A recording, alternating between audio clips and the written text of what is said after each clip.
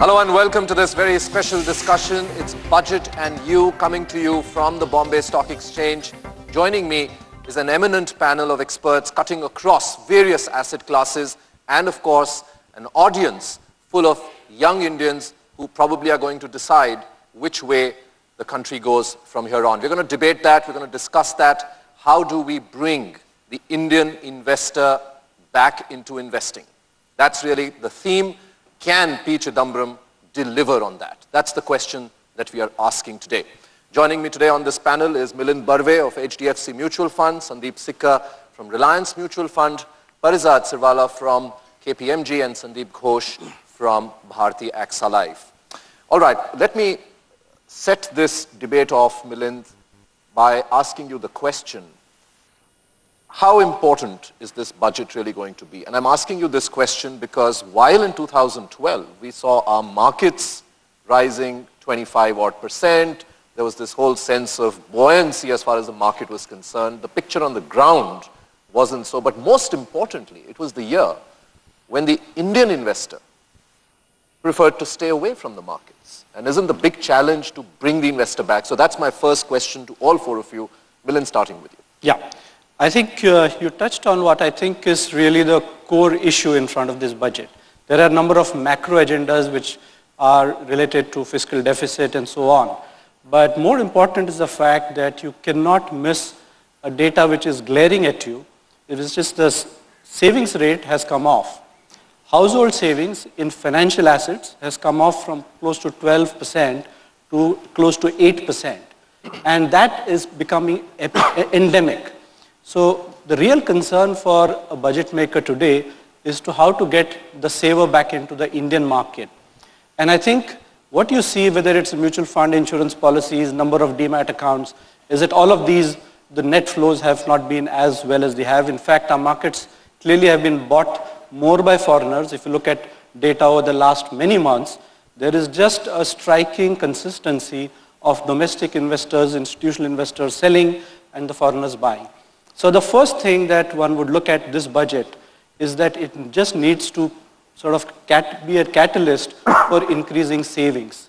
If you go a little more sort of deeper, what we really need is incentives to encourage long-term savings into products which are more retirement oriented. So whether it's pension, whether it's retirement, the saving incentivization cannot afford to be only equity oriented. We all tend to talk about equity markets and the net flows and net buys and where the stock level is. There is a large market of Indian savers who are looking at the debt market.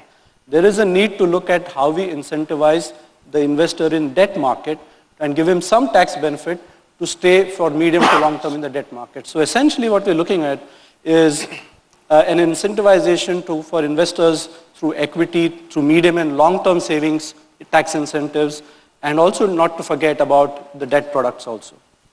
So I would look at essentially this budget to lay down the path to really create over time to change this sort of mad rush towards buying physical assets, which is gold and real estate. We just, as a country, we just can't afford to, today what do we see when we see this big savings and investment gap?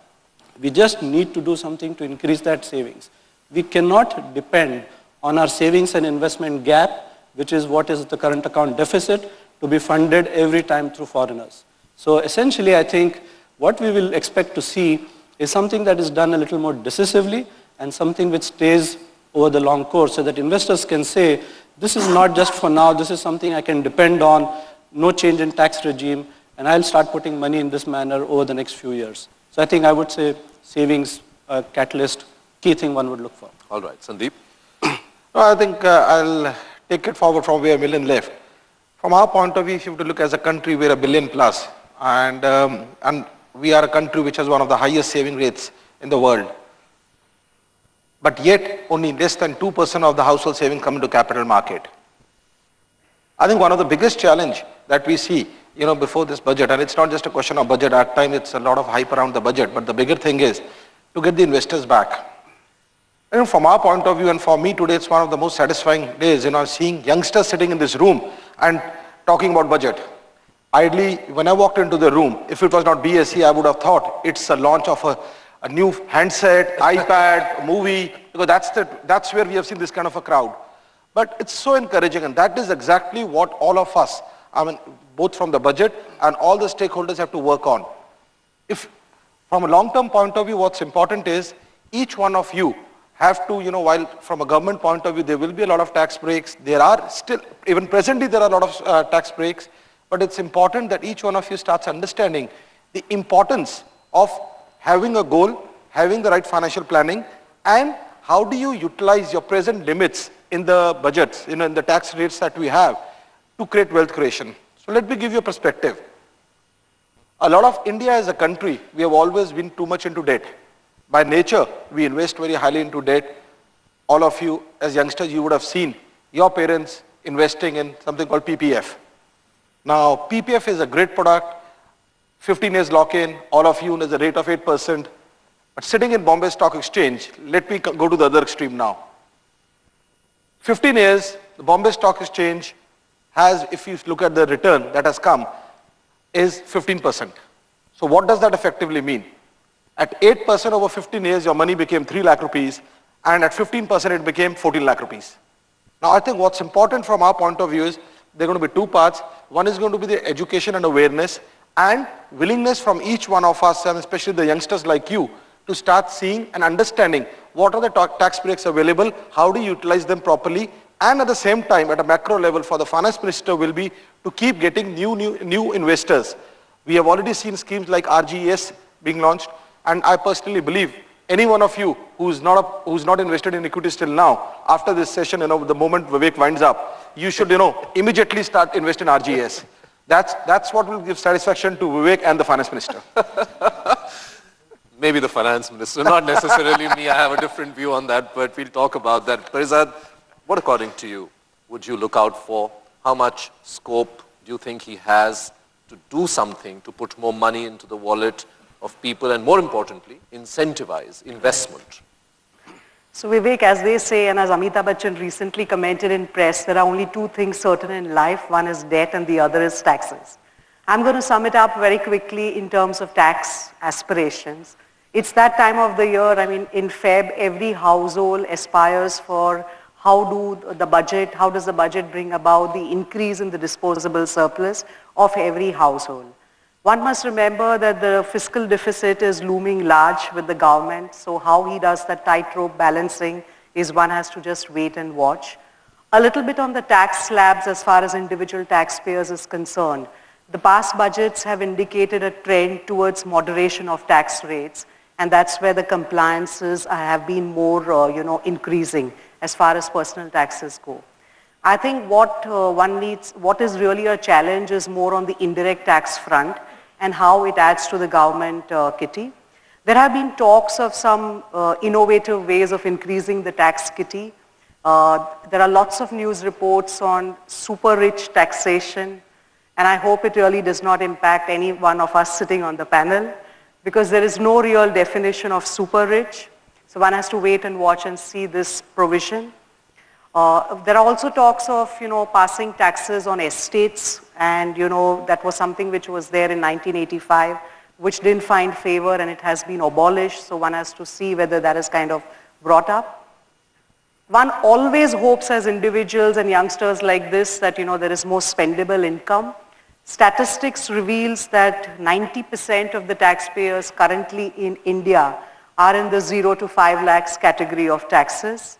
And really about 10 lakhs is hardly 1% of the tax-paying population.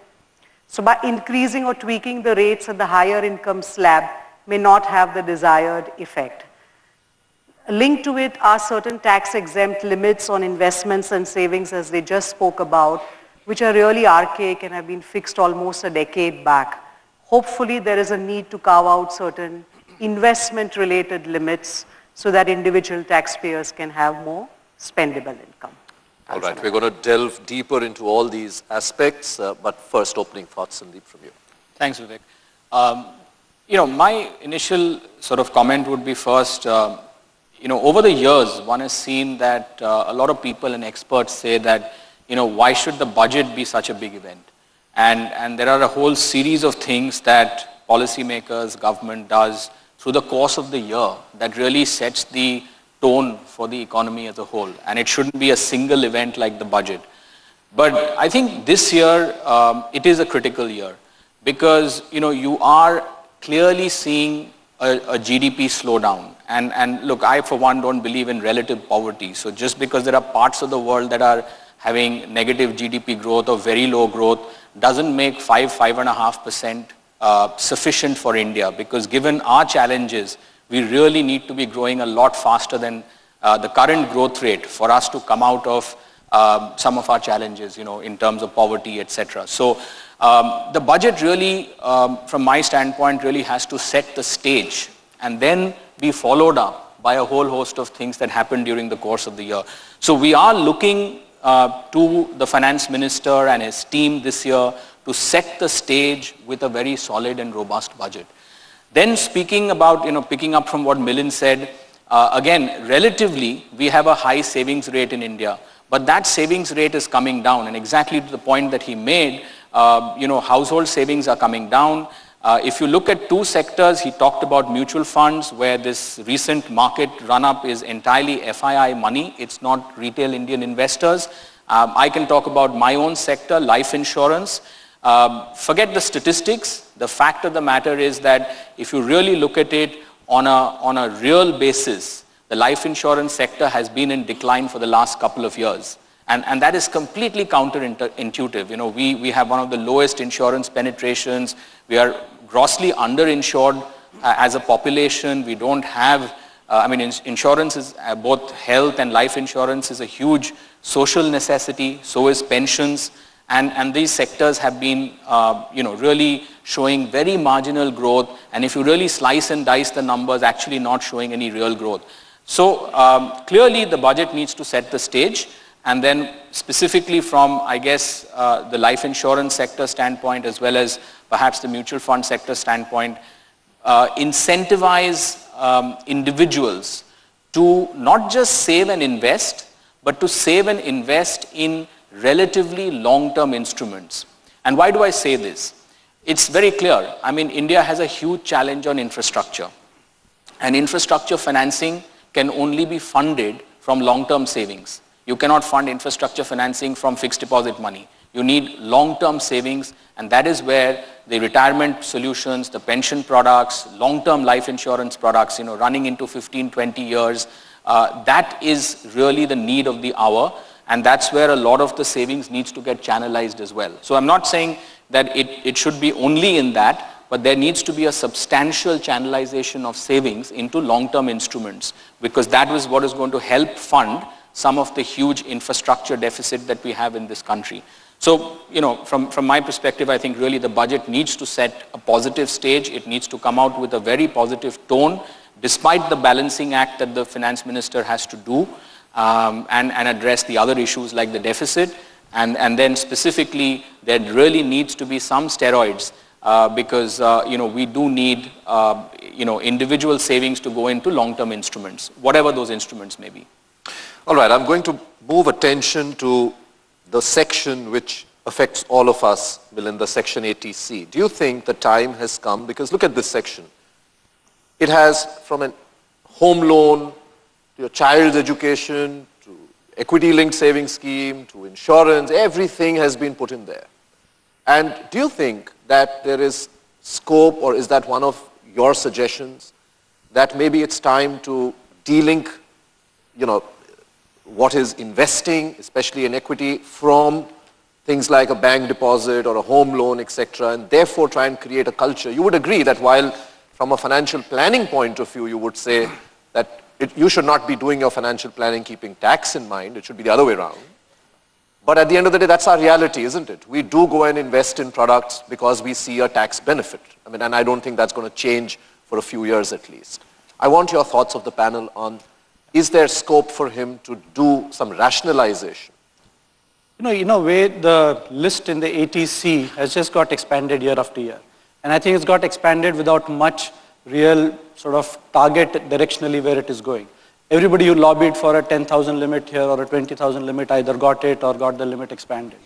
I think what we need to do is to cover very specifically long-term savings, which is there are two forms. One is voluntary and one is compulsory. We need something like a 401k plan, for example. The 401k plan, which is the most successful savings plan in the US in particular, basically earmarks a part of what today goes into Provident Fund as a part of that into capital market.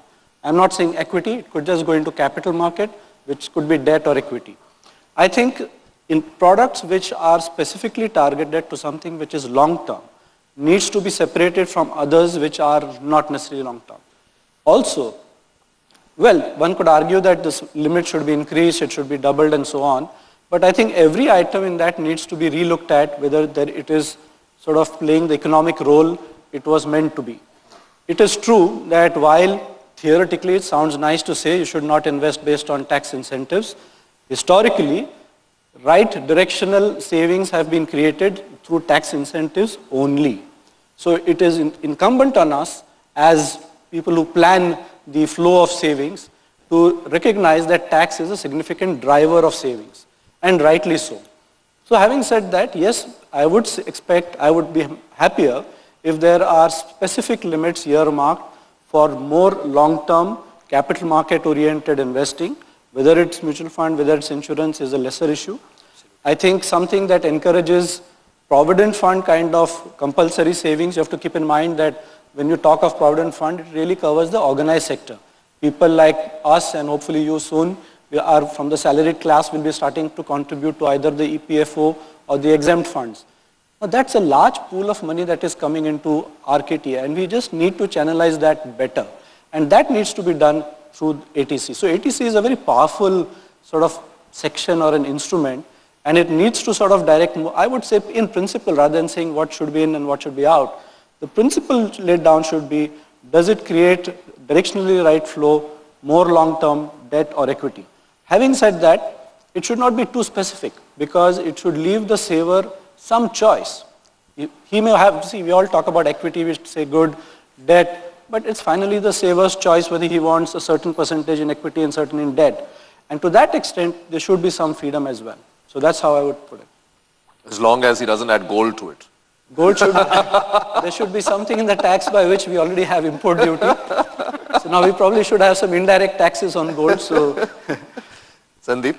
Vivek, I agree with you. I think this limit needs to be relooked at. And I will, my view, while over the years a lot of things have been added, I mean, there's nothing wrong because I personally believe some more can also be added because investor needs to be given choice. However, I think what's the most critical thing is this limit was set up, I don't know how many years back. But the key thing here is that while a lot of new things have been coming, we saw NPS coming to give a directional flow into equity markets. We saw separate section 80CCG coming in, for various other sections have been coming. But the bigger thing is today, I'll go back, I'll take a step back and say while this limit is there, this limit is still not being utilized for what India wants the money for. If this money has to come into infrastructure funding, it has to come into long-term into capital markets, it has to come, we need to encourage people need to be aware of the fact, people need to be given the option, and personally for me, a lot of salaried people are not even able to use this because the whole thing goes in the Provident Fund deduction. So now today look at here, the Provident Fund deduction, you are not using that limit of 1 lakh. On the other side, what is happening, the Provident Fund money is not coming into capital markets. Now, I personally believe while this limit needs to be increased, one of the easiest things and the biggest thing that can happen is actually allowing the investor himself, if it is my Provident Fund, I should be allowed to invest in equities. And that can make a big change, Vivek, I personally believe. All right, Parizat. A couple of comments there on the amount of exemption, which is 1 lakh per annum, or, just to supplement what Sundeep said, it's been existing and prevailing since the year 2006. So it's almost 6-7 years plus. I personally believe it's too crowded a limit from a tax exemption perspective. Because let's look at reality. I mean, any individual which has a housing loan, the principal repayment, or as he said, the Provident Fund, which is at 12% of your salary, the limit gets exhausted within one avenue of the investment or the expenditure itself. So definitely my personal view is there's a need to relook at the amount of the exemption. There was some hope when the proposed direct tax code said that the limit would increase to 3 lakh.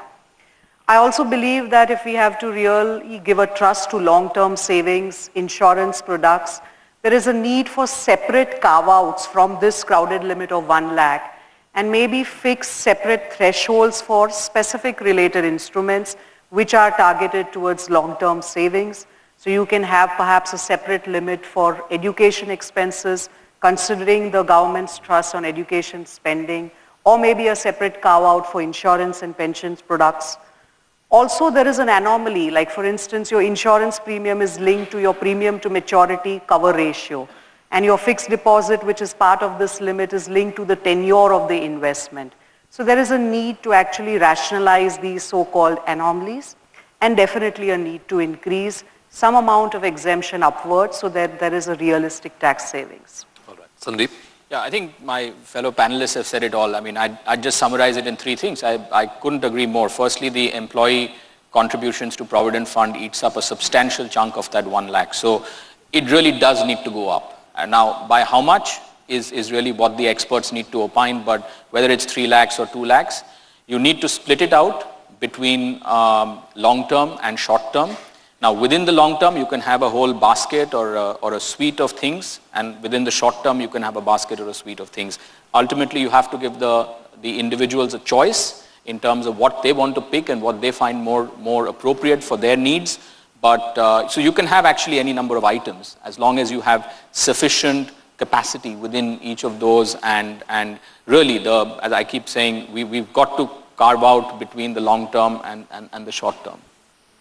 All right, we're going to discuss some more issues and some more things that the finance minister could do. We're going to take a quick break, coming back in a minute here on Budget and You.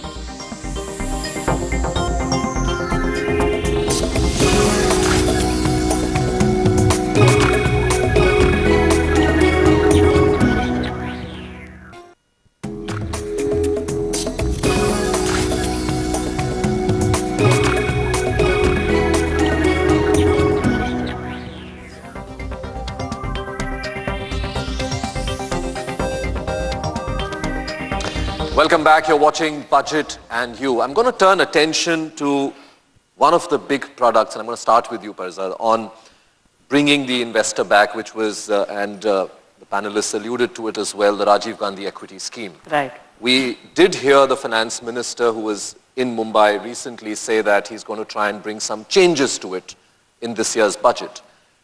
In the existing scheme of things, the way it is, do you believe that that's going to really pull in people? I mean, the point that I'm trying to make is, one is, it's got the whole belief that you've got to be a first-time investor, considering in our country, and as was discussed, that you have a 2 or a 4% kind of a penetration. Shouldn't the idea be to be getting existing people as well to invest more? The entry barrier to it seems like extremely tight. The second is, you're talking of a 10 lakh gross income kind of a level. If you're earning 10 lakh a year, after you've spent the money for your living and after you've probably fulfilled the 1 lakh of ATC, what are you going to be left with really to even be able to take benefit of investing 50,000 and getting this whole thing? And my third point is that you already have equity products in the market. You have an ELSS, you have a ULIP, you have enough equity linked products. What was the whole need to go and create one more? Why couldn't you just add on the incentives to the existing set of products? That's the question I'm posing to all four of you. Parizad, you go first. So when it was announced in last year's budget in the finance speech, the objective or the single focus seemed to be to attract first-time retail investors. So that was what was announced in the finance speech. When the scheme was actually notified sometime in November 2012, I agree with you that there is a lot that still can be desired, even from a tax incentive perspective, because first of all, as you said, it applies to a person whose income is only up to 10 lakh limit. The second thing is that the amount of investment is only restricted to 50,000 rupees, which is really inconsequential if you really want to get investors into the market. So the maximum tax deduction that you can get is 50% of 50,000, which is 25,000, which when you translate into tax savings, depending on your slab, would be largely inconsequential. Having said that, there are talks and there are lock-ins in the instruments prescribed as per the details or the fine print of the scheme. Every day there are press reports covering these points to say that, look, one needs to look at extending this beyond a one-time deduction. There are definitely detailed rules on who a first-time investor can be. Even assuming that the mechanics of the scheme is extended, there is definitely perhaps a need to increase the amount of exemption a little bit upward for a person to actually be attracted along with saving taxes. So because the amount is only up to 25,000 at this moment. Sundeep? Yeah, I mean, I couldn't agree more. I think, there are a whole host of instruments that people can invest in. This is yet another one. One can debate. I guess, given the fact that they've launched it, it's more likely that they will tweak it to get in more rather than withdraw it, because it's already out there. But really, I think people who've stayed away from equity markets, people who've stayed away from these kind of investment instruments, merely having one more scheme with very marginal tax benefit may not trigger. You probably need to do a lot more. And then it goes back. I mean, the industry is ready, all the sectors are ready to invest a lot in investor education. So if you have, more broad-based things that a lot of people can be eligible for, it's probably likely to have a much bigger impact. Come in on this, Sundeep. No, I have a little different view on this. I'm very positive on this scheme. I think where I come from, the fact that today I think this is the first time something has been announced. This is an incentive, it's a directional approach taken by the finance minister to tell investors to come into capital markets. Now, should this have been a separate, should it come to the existing instruments? Can the scheme be further, simplified? I think definitely the finance minister himself has said that we are going to be looking into it. But I personally believe, I think this kind of, because Indians by nature, tax benefits always excite investors to come into capital markets. So I personally believe this is a great step. Directionally, it's the right direction. Why not, Sundeep, give more then to an ELSS? Let investors come through the mutual fund route. We just talked about that 1 lakh window being so restricted. If you want to encourage people to come in, why not? There are enough products. Just launching newer products is not going to bring them back, isn't it? Vivek, that's why I said, in spirit, it's the best thing that has happened. I agree with you. Now, that coming to direction, directionally is right. Now, should it have come to the existing mutual funds, you can have like ELSS, you can tick mark an existing scheme, you can get that. I think those things can be looked into. Because this was the first year, it was notified in November, a lot of feedback has gone. I think during the launch last week, the finance minister mentioned we are looking into it. For me, one of the biggest things that needs to be done to simplify this scheme is, which will make it even more successful. At this point of time, DMAT is a compulsory option. My view is we need to get the onboarding, which is a new investor coming into the capital markets, as easy and as simple. That is something which we need to look at. DMAT may not be compulsory, should not be compulsory, but other than that, I'm for having a separate section. It might come into existing schemes, that I'm with you, but I personally believe it's a great initiative. Milind, do you agree? Yeah, what I look at the positive thing is that there is a separate limit earmark for a first-time investor. So there is some limit in saying you have never invested, you've never looked at the ELSS scheme, so there is something extra for you. I think, but over time, the way it should be sort of positioned is that if you are a first-time investor, you get a significantly higher tax benefit and a separate tax benefit. Once you continue in that scheme regularly, the tax benefit should not stop, like what the scheme currently envisages. Because the moment you become a second year or a second time investor, the incentive goes away. But when he starts investing regularly from the year 1 into year 2, year 3, he should continue to get maybe a lesser tax benefit. So in that sense, there is a good sort of objective. In fact, this scheme was borrowed from a model which was used somewhere in Europe, where it did work well. The question is whether in the existing form it will deliver what it is supposed to. I think it's a good start. If you ask me, if it is twitched, maybe give a higher tax benefit for the first timer, and then migrate or handhold them to continue with tax benefit, might be a little less in subsequent years. It will help. The key thing, of course, is that, as you heard the finance minister say, there are just so many sort of transactional issues about opening a DMAT account, the KYC, the KRA, or whatever that you comply with. These just have to be simplified. The first-time investor is just getting put off with the process of entering the capital market product itself. And I think we need to focus on that as much. But I think it's a good start as far as the Rajiv Gandhi scheme is concerned.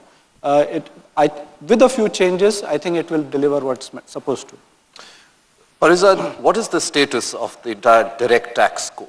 We've talked about it. It was meant to come last year. It didn't come. That has suggested some radical shift when it comes to capital gains tax, especially. Right. While some of those, I think the roadmap was already made. We're getting to those exemption limits in that sense. But where does that stand? And do you think that that whole capital gains tax current regime should be touched at all? So the last was, as you said, it came out once, it was revised, there was a revised discussion paper, and the last was the standing committee report. As of now, it's not law, and I don't really know whether it will be passed even in next April 2000. We heard April 2012, we moved to April 13, and now we are hoping for April 14. Having said that, yes, there were some radical changes from a taxation system perspective. On capital gains, the current regime, as you're aware, is already quite effective from a tax perspective, where your long-term capital gains on listed equity shares are anyways tax exempt. Short-term, there is concessional rates. However, it's not so for debt-related instruments.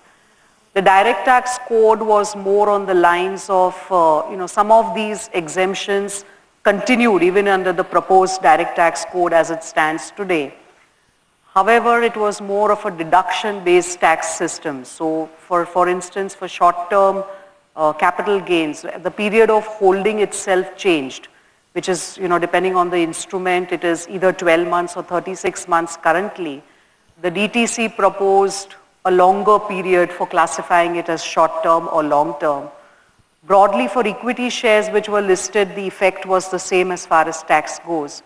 The difference is for non-equity listed shares where there are capital gains, where currently the short term is at a flat rate of 15%. The DTC proposed a slab rate deduction, which means that if I am in the 10% tax bracket, I could be perhaps benefited under the DTC. Having said that, one always has to wait for the fine print as and when it is enacted into law. Currently, there are no signs of it. All right, I'm going to slip in another short break, but we come back and take some of your questions for the panel. Back in just a minute.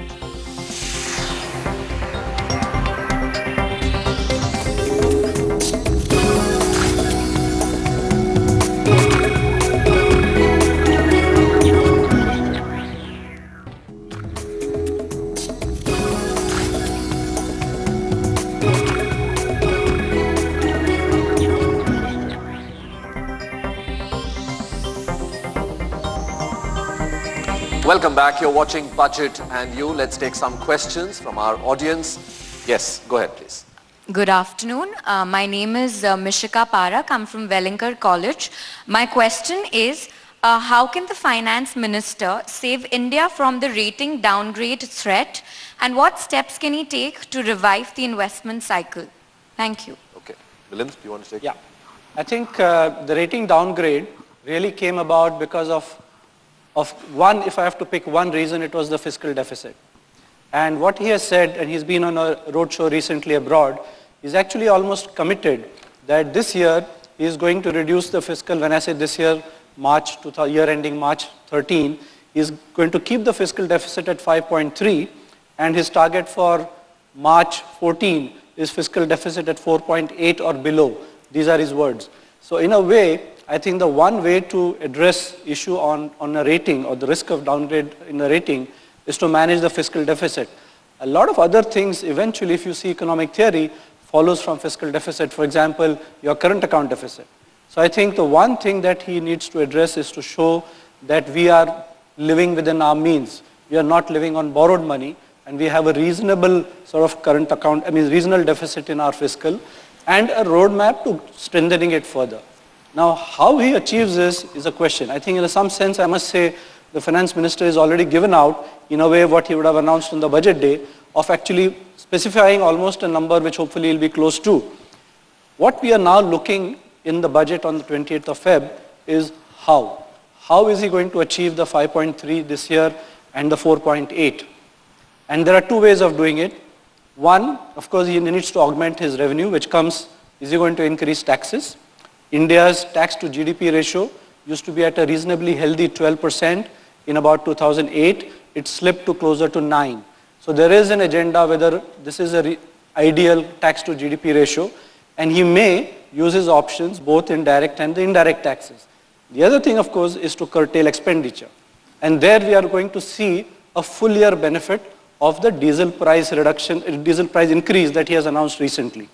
Our estimate is that the increase in diesel price should benefit the deficit in the region of at least 30 basis points next year automatically, of course, as long as this 50 paisa increase is carried out throughout.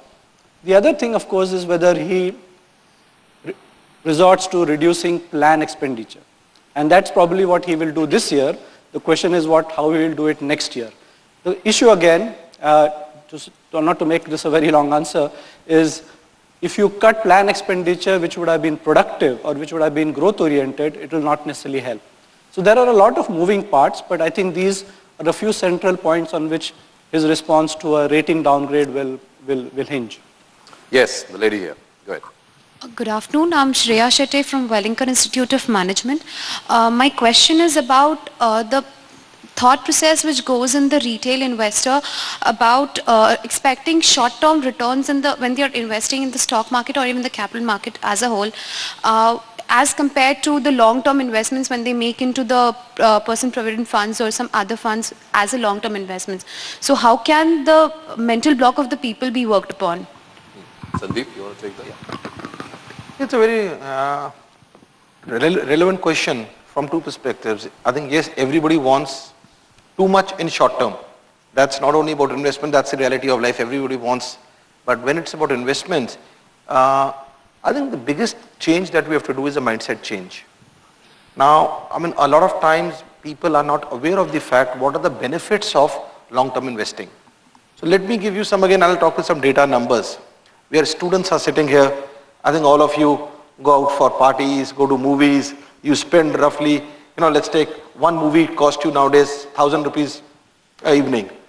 Now, at the age of 25, each one of you, average you will be, if you're saving 1,000 rupees a month in any of the mutual fund systematic investment plans, by the time you retire at the age of 58, 60, you will be having 1.5 crore rupees.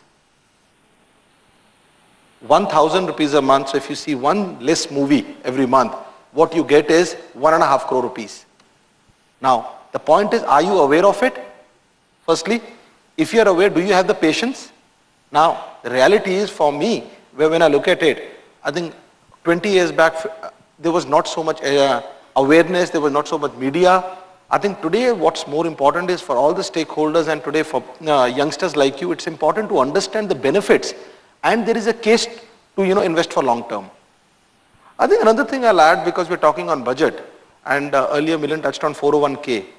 In India, unlike a lot of Western countries, we do not have a social security system. So it is very important for each one of us to understand. Now, 90% of the India is working in unorganized sector. Now, what happens after the age of 55, 60? Now, it's that the wealth creation that you will do now, you start saving now, the benefit of that will come after 20, 30 years. So I think it's very important. I think I won't give a very long answer, but I think in short, start saving early, understand the benefit of that, and believe me, there's no shortcut to wealth creation. And Vivek will do n number of shows, but I think it has to digest in you that 1,000 rupee, it's better not to see a movie, but invest in 1,000 rupee in a set. So how many of you want to be crore-patis? And how many of you will do what he told you not to do? Only 2 hands go up. All right. Okay, let's take another question. Yes, the gentleman here. Oh, sir, I have a question. Okay, all right, go ahead. Good afternoon, sir. I am Manish Tiwari from Bombay Stock Exchange, first year MBA student. Sir, I wanted to ask, in order to kickstart the investment cycle in terms of bringing back the investors to invest in long-term securities, we need to boost up the aggregate demand, and in order to achieve that, we need to reduce the velocity of money supply. So what do you think, given the current inflation rate, won't that be a discouragement to the investor to invest in long-term securities rather than encouragement? Sandeep, do you want to take that? Well, I think high inflation or relatively high inflation in a country like ours is going to be there. It's relative. It may not be at the current percentage. You might see some reduction in inflation rates. But this in fact only goes to enhance the point that my fellow panelists made, because if people are going to live longer because of better medical facilities, longevity is only going to increase. And if inflation in India is not likely to be like in Japan where you have negative inflation, the need to save for the long term is not just a choice. I mean, it's not just, you don't have a choice, you have to save for the long term. And you have to then save in a way that you can beat inflation, which is why you have to have the balance of debt and equity, because it is perhaps unlikely that purely through debt instruments you will consistently beat inflation over the long term. So the points that you're making about the fact that we have relatively high inflation and given the way the economy is, you are going to see inflation in the years to come. People are going to live longer. You are going to have long-term savings, long-term investments for retirement and beyond, and you have to therefore not just resort to debt. You will have to have a combination of debt and equity to be able to beat the kind of inflation you have, so that in real terms you're actually also plus and not negative. I don't know whether the panelists want to add to that. I think we'll go to the next question. Yes, go ahead. Yes. My name is Darsh Latia. I would like to ask whether should the government promote more of SMEs and provide certain tax relief to them so that it increases trade and tariff and also the investments at the same time? View on that? So, not specific to SMEs, but there was already a plan in place last year where, some of the long-term capital gains that an individual makes on sale of a property or any asset, there was a certain rollover relief provided, where if you invest, right now you can invest it in another property or in certain specified bonds up to threshold limits. So there was a new provision added from a tax relief perspective, which is what in tax is known as rollover relief, where if you make long-term capital gains on sale, you also now have the window open to invest that money in shares of an SME company, subject to certain terms and conditions from a tax perspective. All right, I'm going to take one final break, coming back in just a minute and taking some more of your questions.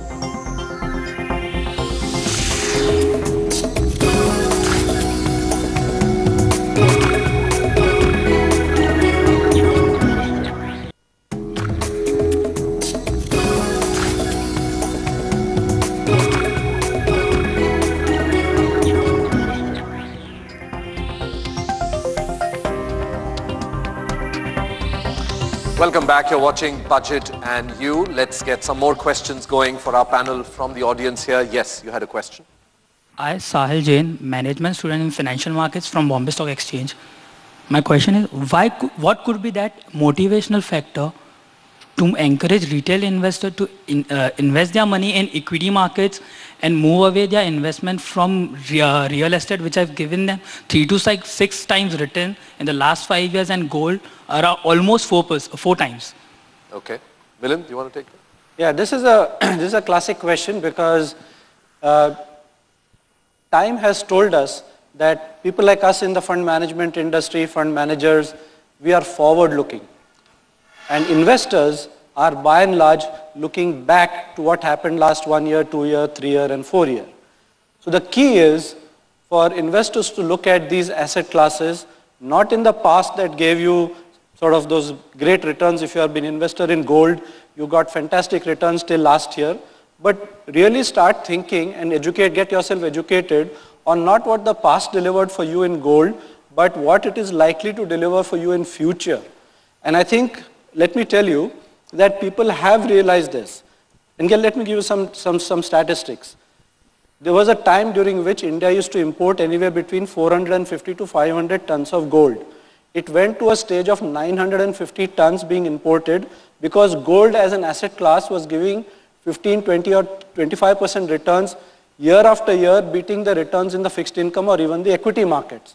But over the last 2 years, the demand for gold, even from India, has reduced because gold fundamentally is not giving the returns that they were receiving in the past.